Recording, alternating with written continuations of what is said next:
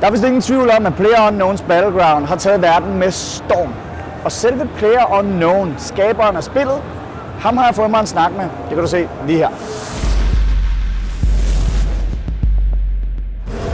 PUBG was kind of the final vision for a Battle Royale game mode. You know, I started 4 years ago back in the Arma 2 mod, making just mods, making a game mode really. And PUBG is kind of now the sort of the final vision for what I feel a Battle Royale game should be. Our servers had some issues last month because we designed the system for like 1 million player CCU because we thought that's nearly double Dota. No way are we going to hit that. That's a good upper limit. Now we're at 2 million or 2.3, I think. And it's just been a game of catch up for us because we built the server with expecting some success, but now with the amount of success we have been playing catch up, trying to meet the demands of a exponentially growing player base. What our focus is to build a great platform or foundation in order to facilitate maybe esports or other game modes using our game. You know, it's going to be a long road because like to make the game competitive, it takes a lot of work with the community to balance it with the pro players and stuff.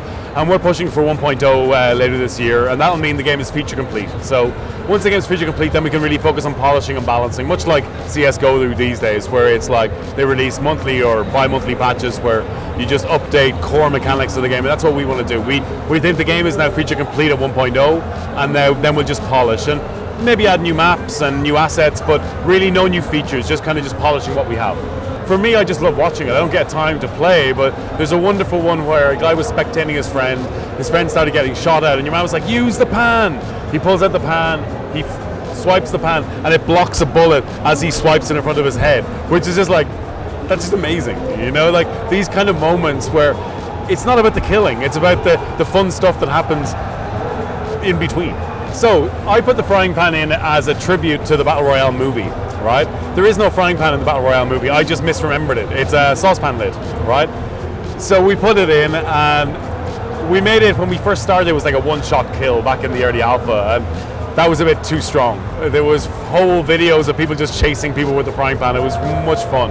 But then, internally, I'd kind of suggested to the programmer, I was like, can we make the frying pan bulletproof? So we were testing it internally, and we made it bulletproof. And it was late at night, and we forgot to take it out of the build. And the build got pushed to live, and now we have the pan meta. And the pan meta is glorious, and praise be the pan. Your game is coming to Xbox. That's right. Have you changed anything to make it fit that platform?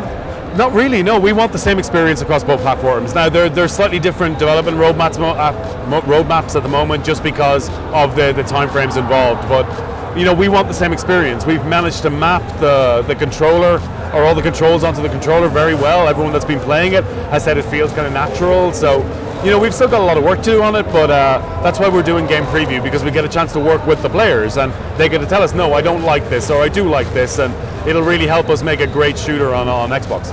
I think it's easy to understand. I mean, really, it's a simple concept. The guy on screen has to stay alive, right? Or your character has to stay up, that's it. You know, and people understand that. And I think from meeting fans at conventions, they're telling me, oh, it's not just me that plays it, it's my mum and dad that play it as well, and we've had to get new gaming computers. And you know, it appeals to a wide range of people because I think it is that simple concept. It's, this is your character, he has to stay alive, and when you see him get into the top 10, you're rooting for him. You're kind of like, I might see someone win a chicken dinner, because it's not an easy thing to get. So you're kind of rooting for the character, and I said it's a simple concept. It's like soccer, get the ball in the net, right? With this is just get the chicken dinner. So it's a simple concept, and I think that's why it appeals to so many people. So we already announced last year that we had plans for an Adriatic-based map, so kind of mountainous, snowy terrain in the center with some sort of foresty and Mediterranean-style beaches. So we have that plan. There's no ETA on that. It's not even in development right now, but that's kind of what we plan for our next map. After that, we don't know. You know, let's see what the community want. Let's see what we want ourselves, and try to come up with some of the interesting. But we want to provide like a number of really different terrains that like provides different experience and a different battle royale. Det var lidt om PLAYERUNKNOWNs Battleground nu og i fremtiden.